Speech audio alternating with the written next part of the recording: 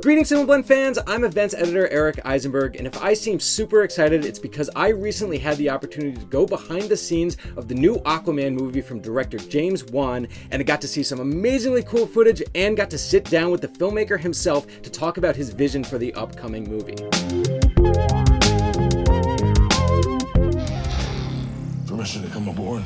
The first bit of footage that we saw was actually first shown at San Diego Comic-Con in addition to the main trailer that was released and was actually only shown for the crowd in Hall H.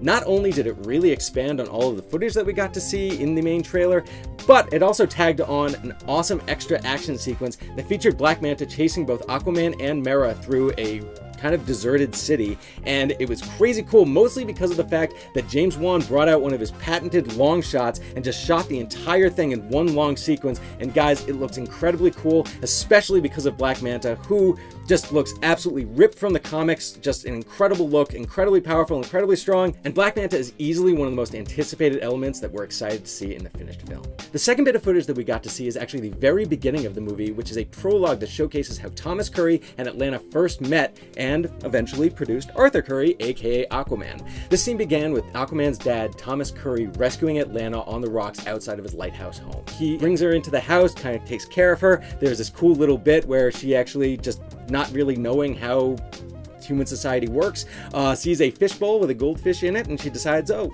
lunch, and reaches in, grabs it, and eats it. It's played for a lot of comedy. However, there is also a lot of action involved as well, because Atlanta, as fans know, hails from Atlantis, and they are not huge when it comes to Atlanteans hanging out with humans. This leads to a huge action sequence where Atlanta is attacked by a bunch of Atlantean guards, and it is once again shot in this very long one shot that actually circles around the living room, and it is incredibly intense, incredibly cool. James Wan clearly learned a lot about filming action in the making of Furious 7, and it's definitely on display here. That was awesome. Speaking of action, the third bit of footage also featured a big fight, though this was between Aquaman and Orm, which is the main villain of the film, played by Patrick Wilson.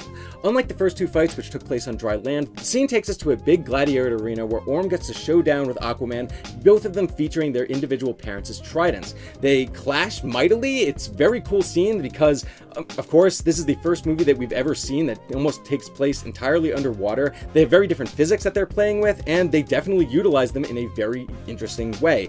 They're constantly blasting themselves up and down and across and side. Once again, James Wan is using a lot of one-shots and single takes that he is capturing all this action in very fluidly. It's incredibly engaging, if not just because of how much fun the movie really does have with its underwater environments. These crowds are going absolutely nuts for all the violence and action, and frankly, the movie definitely emphasizes the whole idea of badass gladiators fighting underwater as opposed to a battle to the death between two serious brothers. I call it an ass whooping. The final bit of footage that we got to see is actually first previewed in the trailer that was released during San Diego Comic-Con and features Aquaman and Mera in a plane traveling over the desert.